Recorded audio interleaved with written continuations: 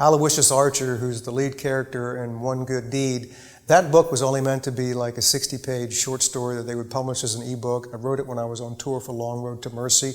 I love crime noir. I love the 1940s. It's a very atmospheric period in the United States. People were coming back from World War II and pulling up roots and going across the country trying to find a new life for themselves after a terrible world war.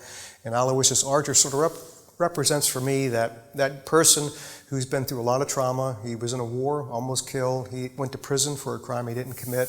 He's not even 30 years old yet, but he's suffered two of the biggest traumas you could suffer as a human being, war and prison. And he gets out of jail, and he has to go serve his parole in a place called Poca City, sort of the south central United States. And for him, and for me, it sort of represents a purgatory, a choice. He goes to this place, he's going to make the right decision and go down a good path, or the wrong decision and go down a bad path. And that was a choice that a lot of young men coming back from the war had to make. So this is almost like an allegory tale.